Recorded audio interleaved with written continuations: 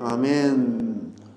저는 오늘 룻기 1장 1절에서 22절 말씀을 중심으로 해서 아직도 추수할 것이 많습니다 하는 제목으로 하나님 말씀을 증거하겠습니다. 아직도 추수할 것이 많다. 우리에게 기회가 있다, 그 얘기입니다. 물론 그 기회가 무한정 우리 앞에 펼쳐진 건 아니지만은 그래도 일단은 하나님께서 우리를 용납하셔서 아직도 추수할 것이 많다라고 하는 말씀을 주실 때에는 현재의 삶에 주저앉지 말고 소망을 가지고 믿음으로 좀 나아갈 수 있는 그러한 성도들이 되기 위해서 하나님께서 이 말씀을 주신 줄로 압니다. 이 룻기는 비천하고 소망이 없는 그런 가정에서 고귀한 왕족의 혈통으로 변화받은 그 귀한 가정에 대한 이야기입니다. 사람은 콩 심은 데 콩 나고 팥 심은 데 팥 나고 속골이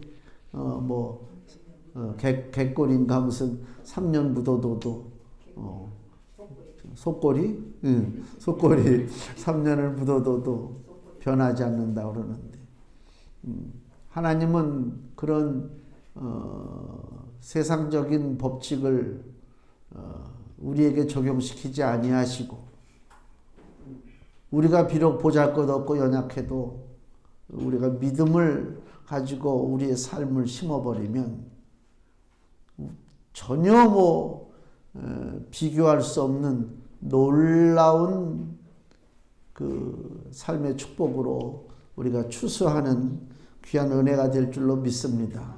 제가 그 전에 그 사회학이라고 하는 과목을 공부할 때 그 교수가 그 얘기를 하더라고요. 너희들은 한국 사회의 초상류층은 절대로 될 수 없다. 그런 얘기를 하더라고요. 굉장히 기분이 나쁘죠. 이 뭐야? 이제 1학년 애들을 앉혀놓고 너희들은 그냥 그렇게 그냥 밑에서 살라? 근데 결국 지나놓고 이렇게 보니까 우리 대한민국만이 아니라 어느 나라든 됐든 간에 층이 구별돼 있어요. 사람의 사는 세상은 그래요. 사람의 사는 세상은 그걸 깨기가 힘들어요. 그래서 우리가 특히 미국이라든가 유럽 같은 데 가면 인종차별이라는 얘기 많이 있잖아요. 그것도 하나의 깨기 힘든 거거든요. 아무리 한국 사람이 서구권에 가서 뛰어난 재능이 있고 하여튼 뭐가 있다 할지라도 그 백인종들이 바라보는 시각이 있단 말이에요. 그런 게 있어요. 그건 인류가 없어지기 전까지는 사라질 수 없는 것입니다. 그 편견이라는 게 있어요. 우리도 마찬가지죠. 한국 사회에 다른 그 노동자들, 외국 노동자들이 오잖아요. 요새 농촌에 많다. 또 배 타서 고기 잡는 사람들도. 우리가 그 사람들을 바라볼 때 솔직히 내가 어떤 마음으로 그들을 바라보느냐, 그건 자기만이 알 수 있죠. 똑같은 거예요. 그러니까 사람은 자기의 그 삶의 틀을 벗어나기가 힘들어요. 힘들단 말이에요. 그래서 개천에서 용나기가 힘들단 말이에요, 진짜로. 오죽하면 개천에서 이 땅에 존재하지도 않는 용이 난다고 하나 말이에요. 그죠? 그런 말이 나오죠. 그러니까 자기 신분을 뛰어넘는다. 힘들어요. 참 그래요. 근데 오늘 성경은 우리에게 뭘 가르쳐 주고 있냐면 하나님의 나라는 그게 아니다. 아무리 보잘것없고 비천하고 소망 없고 낙심되고 남한테 보일 것 아무것도 없는 그러한 인생이라 하더라도 믿음만 붙잡으면 왕같은 축복된 인생이 그 앞에 놓여져 있다. 이게 하나님께서 우리에게 주시고자 하시는 말씀입니다. 이 룻기가 그거예요.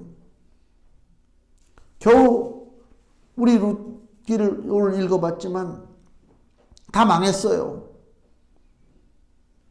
결국 고향 땅으로 돌아와서 이삭이나 죽고 살던 그런 보잘것없는 인생이었지만은 끝에 마지막에 결론은 뭐냐?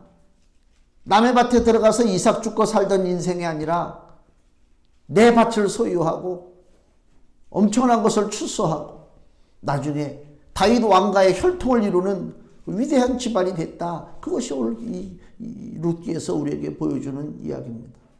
우리들 한 사람 한 사람 삶의 모습을 이렇게 보면 다 사연이 많고 힘들죠. 친구들이 상중에 찾아와서 막 이렇게 얘기하는데 몇 안 되는 친구들이지만 옛날에 20대 때 어울렸던 그 친구들입니다. 지금 살아온 삶은 이렇게 보면 한 40년 정도 살아왔잖아요. 그 후로다가 살아왔는데 뭐 영화를 만들 수 있을 정도의 파란만장한 인생들이 거기 앉아 있는 거예요. 보기에는 그죠? 우리만 그런 게 아니지만 다. 그 인생길이라고 하는 것이 20대 때 풋풋할 때는 모든 게 막 다 소망 있고 그냥 뭐 신나고 그냥 막 미래에 대한 계획이 있고 멋있었잖아요. 근데 40여 년이 지난 지금 와서 이렇게 보니까 이렇게 사는 사람이나 저렇게 산 사람이나 평탄하게 산 인생은 하나도 없다. 다 우여곡절이 있고 쓴맛을 보고 뭐 다시는 겪을 수 없는 그런 일들. 너 젊은 시절로 다시 돌아갈래? 아이고 내가 미쳤냐? 그잖아요. 우리 젊은 시절로 또 돌아가서 똑같은 일을 또 경험한다? 아이고 이건 뭐 도저히 경험할 수가 없지. 그런 인생의 쓴 모습들이 많이 있단 말이에요. 근데 모든 인생들이 다 그래요. 살아온 삶이 다 우여곡절이 있단 말이에요. 우여곡절이. 그럼 그렇게 그냥 끝나고 버리고 말 것이냐? 그게 세상입니다. 세상은 그렇게 끝나는 거예요. 아, 허무하다. 아쉽구나. 그래서 최희준이가 인생은 나그네 길. 빈손으로 왔다가 빈손으로 간다고 하잖아요. 그게 세상이요. 추수할 것이 없어요. 그러나 믿음으로 주님을 바라보고 따라간 사람의 삶 속에는 추수할 것이 많도다. 그게 오늘의 핵심입니다. 여기 말씀을 보시면 오늘 1절에 유다 베들레헴 땅에 흉년이 들었어요. 사사들의 치리하던 때에 그 땅에 흉년이 들었다. 유다 베들레헴은 우리가 잘 알지만 떡집이라고 하는 뜻이잖아요. 이름 자체는 너무 마을 이름이 좋아요. 근데 그 좋은 이름은 무색하게 흉년이 들었습니다. 젖과 꿀이 흐르는 가나안 땅인데 흉년이 들었다 그 얘기입니다. 왜 흉년이 찾아왔을까? 우리 삶 속에 왜 흉년이 찾아왔을까? 단순한 자연재해인가? 운이 없어서 그런가? 뭐 그럴 수도 있는 것이지 사람 사는 세상에 그게 아니요. 왜 인생에 흉년이 찾아왔느냐? 여기 다시 1절 보면요. 그때가 어느 때요? 사사들의 치리하던 때에. 사사라고 하는 것은 이스라엘의 왕이 없을 때에 그 조그만 그 각 지파마다 이스라엘의 지도자가 있었어요. 뭐 우리나라로 따지면 뭐 도지사보다도 못한 거지. 그러나 그 사사라고 하는 사람들이 행정이라든가 사법이라든가 이러한 것들을 처리했단 말이에요. 아직은 왕이 세워지기 전의 시대입니다. 그 사사들이 다스리던 때에 흉년이 들었다. 성경은 이렇게 얘기하고 있어요. 그럼 그 사사들이 다스리는 때의 특징이 뭐냐? 각 시대마다 특징이 있어요. 제가 이렇게 그냥 뭐 짧지 않은 인생 이렇게 살면서 보니까 저 국민학교 때 어렸을 때는요 아주 지지리도 못 살았어요. 진짜 못 살았어요.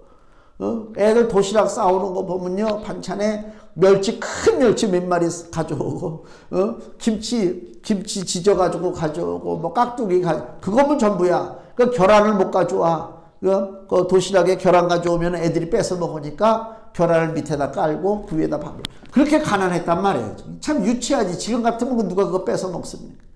그렇게 아주 가난한 때에는요 학교를 가는데 음악 소리가 나요. 무슨 음악 소리가 나냐?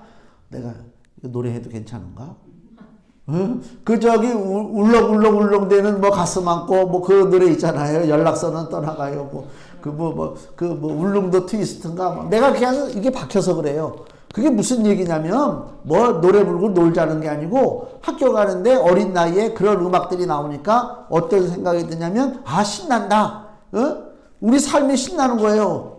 아유, 이 뭐 가난하고 지질이 못나고 냄새나고 학교 가면 그냥 그 교실을 와갈와갈와갈 애들이 얼마나 메어 터져. 날마다 선생님들은 소리 질러대지 먼지에다가 뭐 이루 말할 수가 없잖아요. 근데 그 막 이 사회 분위기가 그 당시에 사회 분위기가 막 음악이 나오고 막 신나고 막 서울의 거리는 무슨 거리 해가면서 노래가 막 나오고 그게 뭐예요? 소망이 있다고. 소망이 있는 거예요. 한국 사회가 소망이 있어요. 비록 전쟁 끝나고 얼마 안 있었고 지질이 못 살고 남한테 원조 받아가지고 동사무소 가가지고 밀가루 받아다가 수제비 떠먹던 시절이지만은 소망이 있단 말이에요. 주눅 들고 아이고 살기 힘들다 에이 죽어버리자 그런 분위기가 아니에요. 지금보다 몇십 배 못 살았지만은 야 뭔가 신나고 뭔가 좀 되는 것 같고 막 분위기가 그랬단 말이에요. 뭐 신났다니까요. 그래서 우리 또 그 시절이 쭉 이어지는데 고등학교 때는 수업 끝나고 종례라고 하잖아요. 선생님이 와서 이제 오늘 하루 이제 끝났다 종례. 집에 간다. 그럼 집에 가기 전에 꼭 무슨 노래를 부르느냐? 우리도 한번 잘 살아보세. 이거는 우리도 한번 잘 살아보세. 이거 새벽종이 울렸네. 그것도 부르고. 분위기가 사회 분위기가 그래. 그때가 한국이 초고속 성장을 할 시대입니다. 그런 시대. 근데 지금 시대는 보세요. 너무 잘 살아요. 뭐 못 사는 게 뭐가 있어요? 옛날에 뭐 미국에 가니까 야 미국은 집집마다 차가 있고 뭐 지금 집집마다 차 없는 집이 어딨어? 다 차 있잖아. 차가 귀찮아 오히려. 귀찮다니까. 그런 시대에 살고 있단 말이야. 미국은 저기 슈퍼마켓을 갈 때 차를 타고 간대. 야 어떻게 동네 구멍가게 가는데 차를 타고 가지? 우리 그랬잖아요. 지금 우리 똑같아. 슈퍼마켓 가려면 차 타고 가는 경우가 많잖아요. 훨씬 풍성합니다. 근데 사회 분위기는요 우중충해요. 젊은 사람들이 꿈이 없어요. 밝지가 않아요. 다 화가 많이 나 있어요. 뭔가 화가 많이 나 있다니까 나 건들기만 해봐 하여튼 간에 그냥 그냥 확 너 죽고 나 죽고 그냥 이런 분위기의 사회가 사사들이 치리하는 때의 분위기가 어떻길래 그 땅에 흉년이 들었고 우리 지금 대한민국의 이 때가 어떻길래 사람들이 자꾸만 이렇게 낙심하고 우울하고 좌절하고 썩내고 싸우고 왜 그러느냐? 그 사회 분위기가 중요하거든요. 이 흉년이 들었어요. 사사시대에. 그 사사시대의 특징이 뭐냐면요. 바로 룻기 그 앞이 사사기란 말이에요. 사사기. 21장. 바로 그 한 장만 넘겨보세요. 사사기 21장 25절. 사사기 21장 25절. 그때에 이스라엘의 왕이 없으므로 사람이 각각 그 소견에 옳은 대로 행하였더라. 자기 소견에 옳은 대로 행했다. 다 내 주장대로 살았다 그 얘기예요. 내 생각대로, 내 마음대로, 내 뜻대로 다 자기가 옳다고 산단 말이에요. 제멋대로 행동하는 거예요. 사사기 2장 11절을 보세요. 앞으로 가서. 사사기 2장 11절에서 13절 보면 제멋대로 사는 삶의 특징이 나타나 있습니다.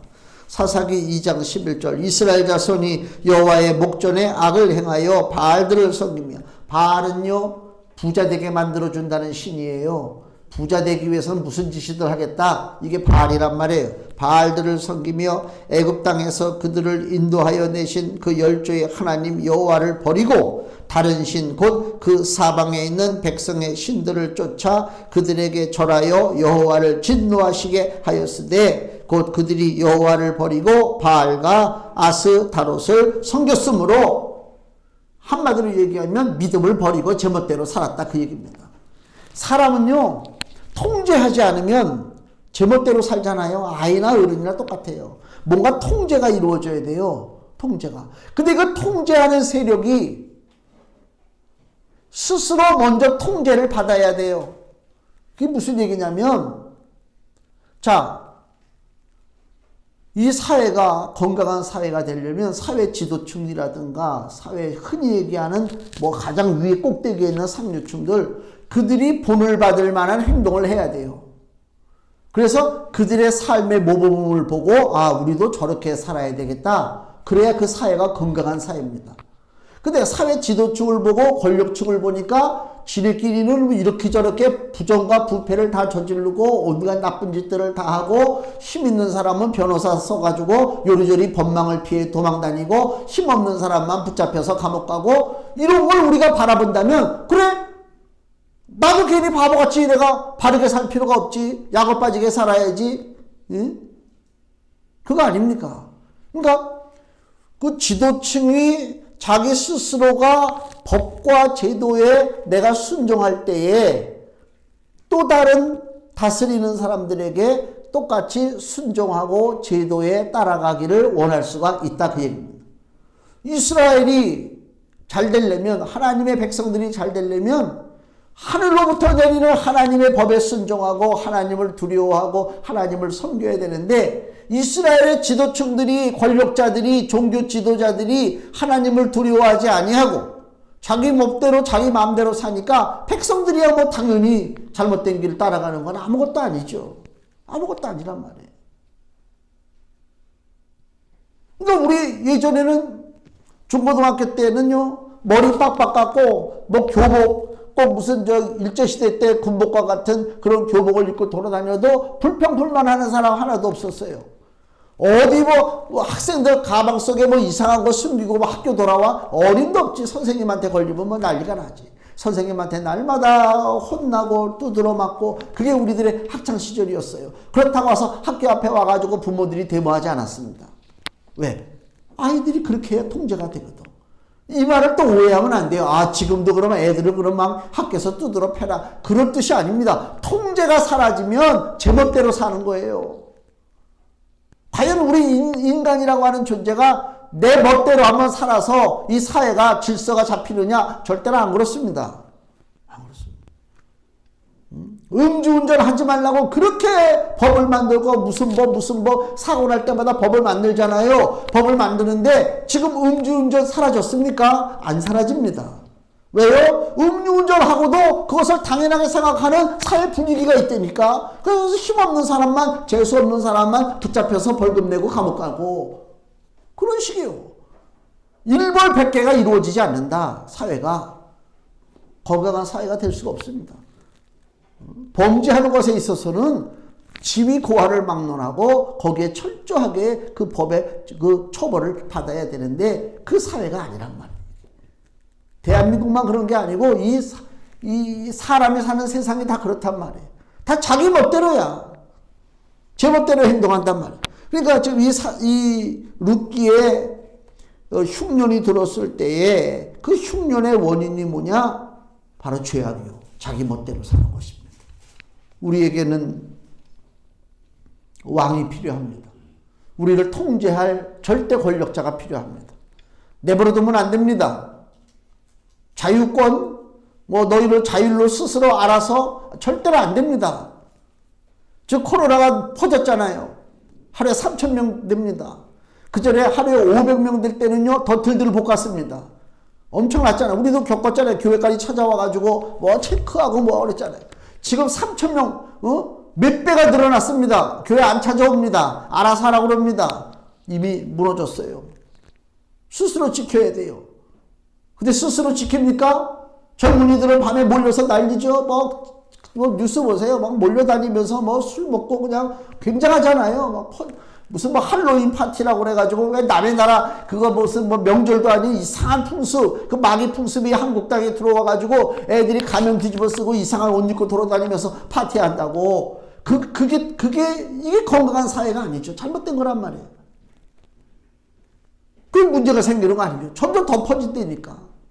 그러니까 자기 멋대로 내버려두면 절대로 안 되고 절대 권력자의 통제가 있어야 되는데 그 절대 권력자 왕의 통제가 무엇이냐? 문제가 많은 사람이 권력자가 되면 안 되고 왕이 되면 안 된다 그 얘기예요. 그러면 문제가 없는 사람이 누구냐? 없어요 이 땅에. 즉 한마디로 얘기해서 우리를 다스리고 우리를 통제할 분은 누구냐? 사람이 아니다 그 얘기예요. 사람 바라보면 안 된단 말이에요. 사람은요 영원하지 못해요. 사람의 권력자는 영원하지 못합니다. 사망의 세력을 이기지 못하잖아요. 인간의 한계성을 왜 우리가 바라보지 못합니까? 왜 인간의 한계성을 정말 외면합니까? 사람은 아무것도 아니요. 정말 먼저와 같은 존재가 사람이란 말이에요. 이걸 외면하는 순간 우리는 마귀의 속삭임에 넘어가서 하나님을 대적하고 영원히 살 것처럼 육신의 정욕대로 살다가 마지막에 아차 내가 실수했구나 그러고 인생 떠나는 거란 말이에요. 히브리서에 인간의 한계성을 이렇게 표현을 해요. 히브리서 7장을 보면요.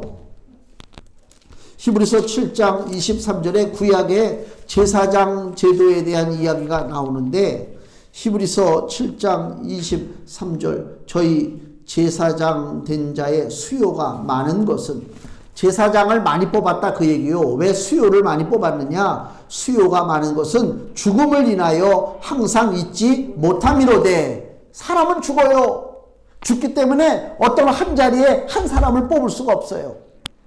왜? 그 사람 죽으면 안 되잖아. 그러니까 그 사람이 죽을 걸 대비해서 또 다른 사람을 뽑아놓고 또 다른 사람을 뽑아놓고 그게 구약의 제사장 제도입니다. 그러니까 사망으로 인해서 제사장들이 계속 바뀐다. 그 얘기입니다. 제사장 제도가 불완전합니다.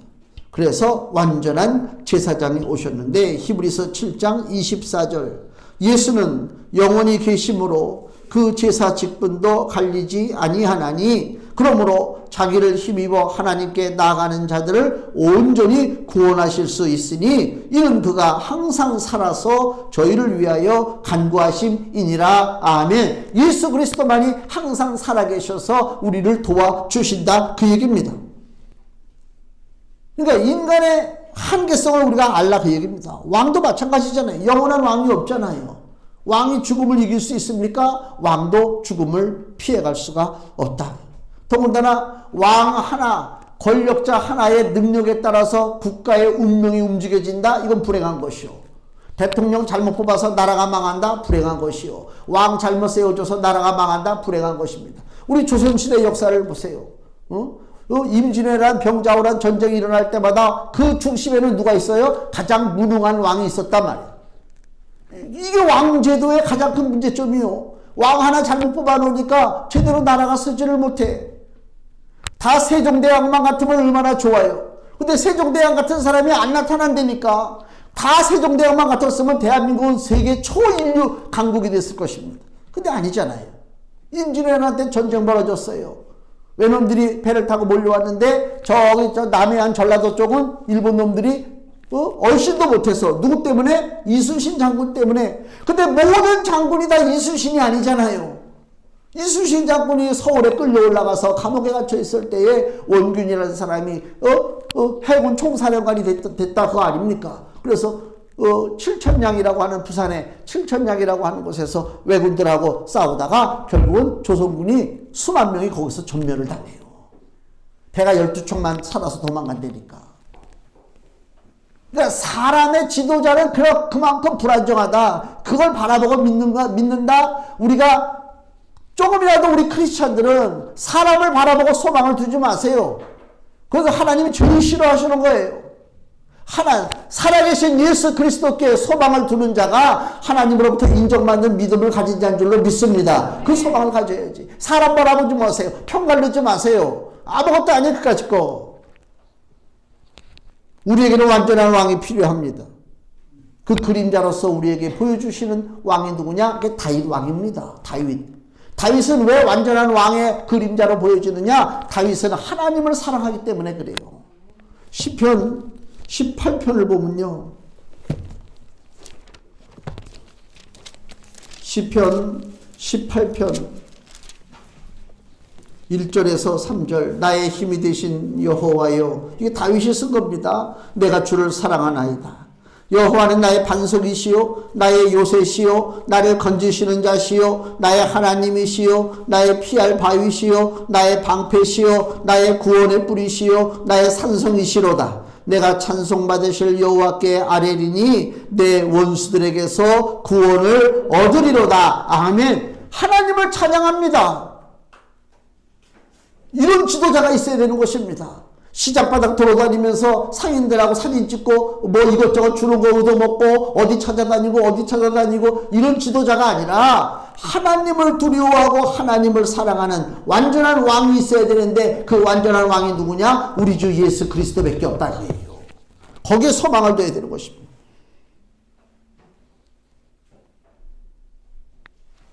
그래서 룻 시대에 이 룻기의 1장에 이 유다 베들레헴에 흉년이 든 이유를 우리가 하나님 믿음과 상관해서 우리가 한번 살펴봐야 되고요. 그 다음에는 2절 말씀 보세요. 여기 보면 그 사람의 이름은 엘리멜렉이요 이렇게 나오잖아요. 엘리멜렉이 나왔어요.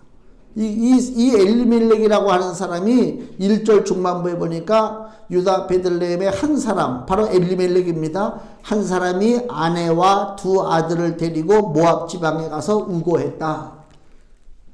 그러니까 유다 땅에 흉년이 드니까 거기를 떠나서 이방 나라로 옮겨갔다 지금 그 얘기를 하고 있잖아요.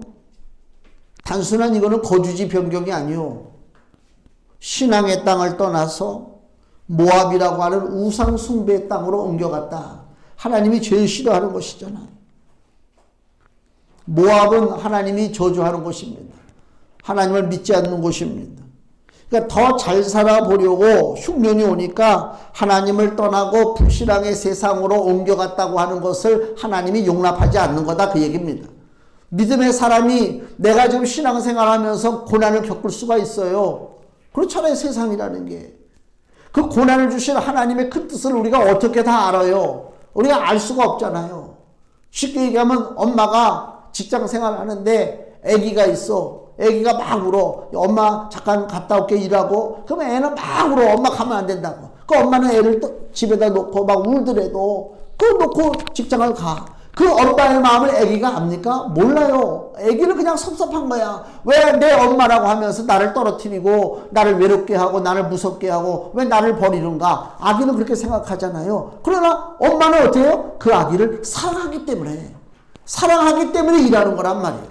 그러니까 우리 삶 속에 벌어지는 많은 고난과 어려움을 단순한 내 수준에서 내 현실의 그 모습에서 판단하면 안 된단 말이에요.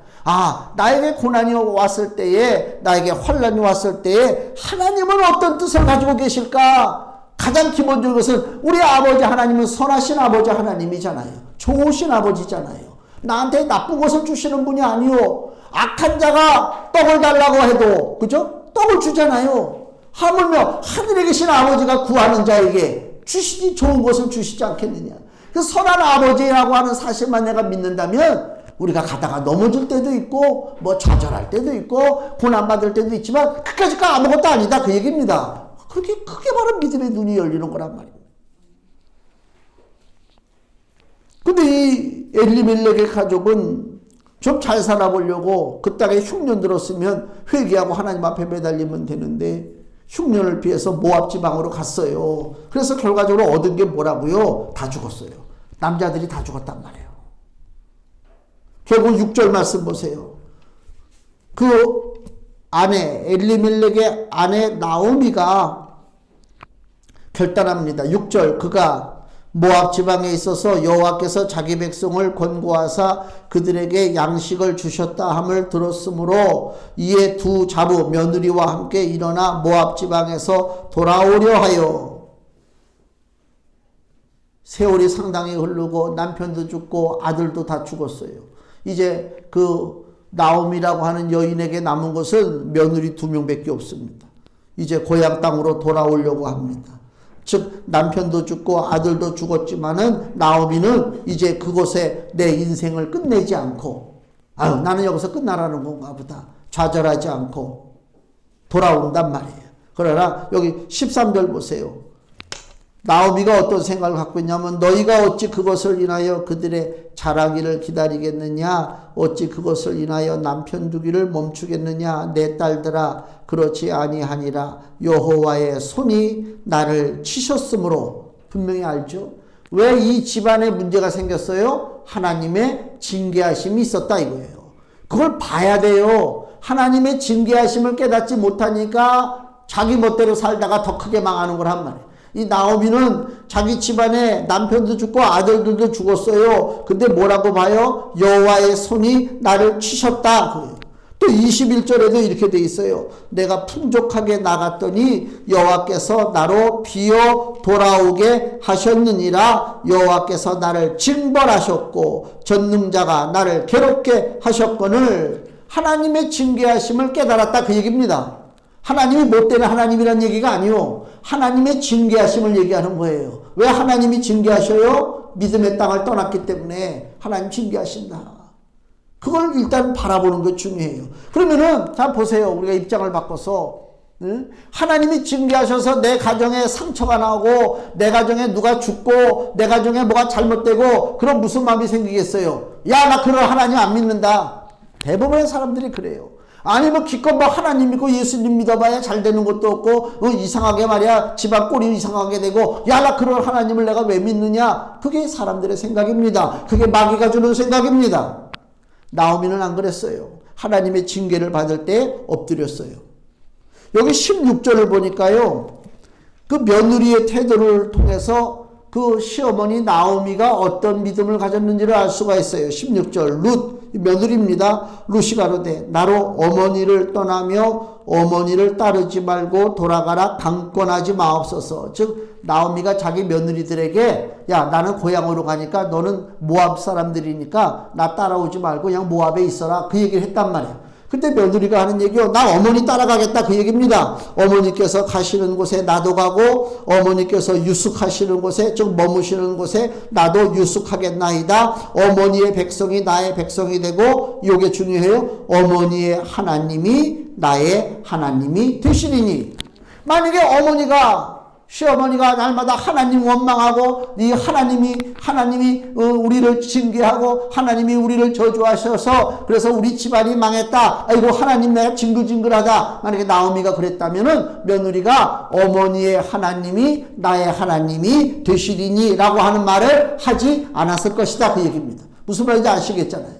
그러니까 이 나오미는 징계하시는 하나님인데도 불구하고 그 하나님 앞에 자기의 삶을 맡겼어요. 그 지혜로운 여자입니다. 그리고 자기 고향으로 돌아가기를 결단했어요.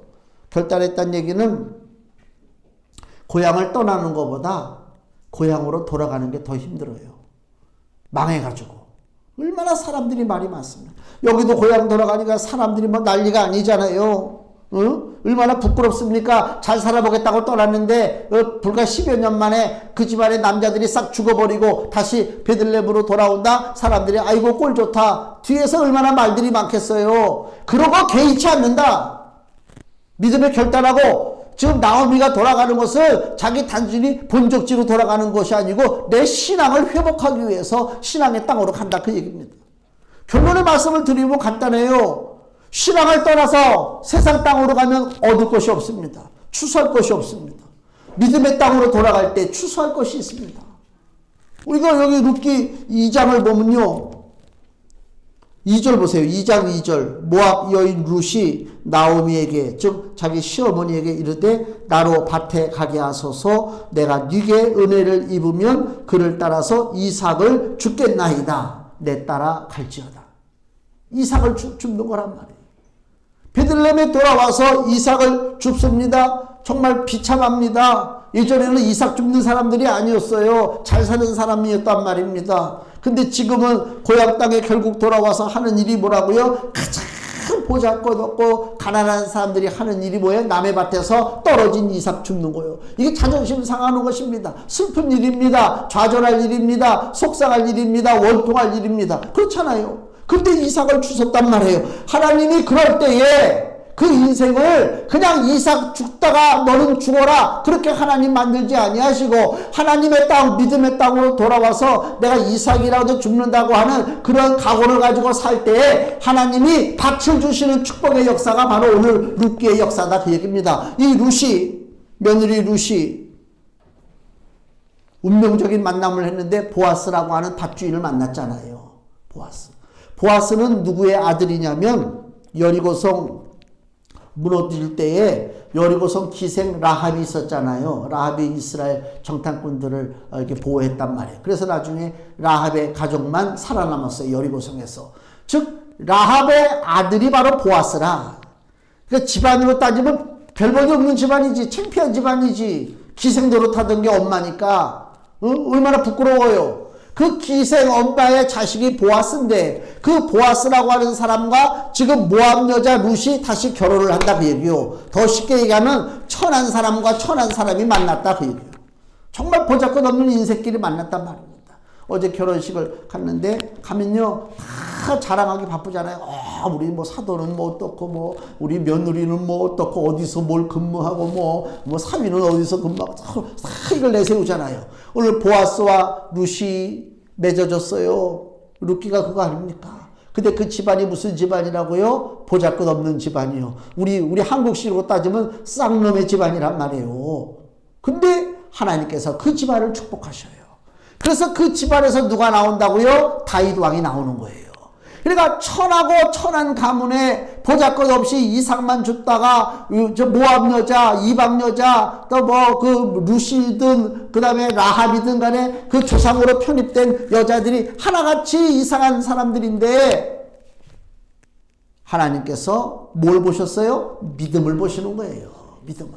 우리가 하나님 앞에 뭘 보입니까? 믿음 외에는 보일 것이 없다. 그죠? 그렇잖아요. 아무리 뭐 가꾸고 아무리 꾸미고 뭐 하나님이 그걸 만족하십니까? 하나님이 우리를 통해서 보시고자 하시는 것은 믿음 한 가지인 줄로 믿습니다. 그 믿음의 열매가 중요하단 말입니다. 하나님 앞에 믿음을 가지고 나와.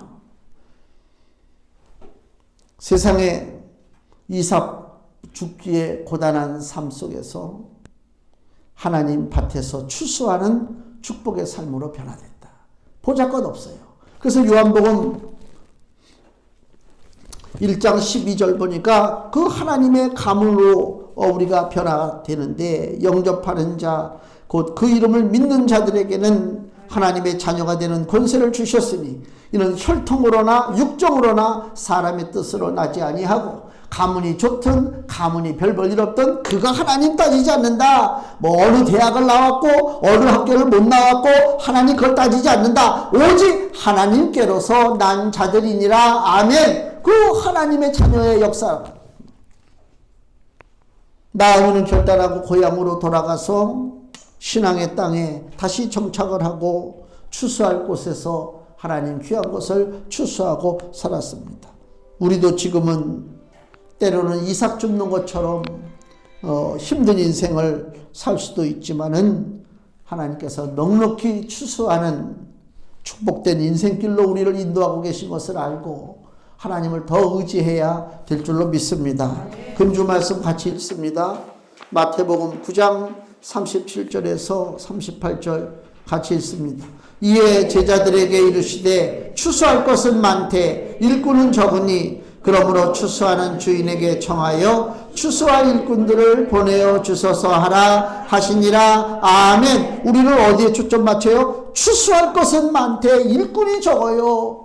우리가 가기만 하면 된다 그거 아닙니까? 날 써줄 것이냐 말 것이냐 그거 염려하지 마시고 추수할 것으로 가기만 하면 되는데 추수할 것이 어디냐? 하나님 믿음의 밭이라. 믿음을 가지고 예수님을 의지하고 나가면 우리 앞에 놓여져 있는 밭이 내가 추수할 밭 하나님의 축복의 밭이 될 줄로 믿습니다. 기도하겠습니다.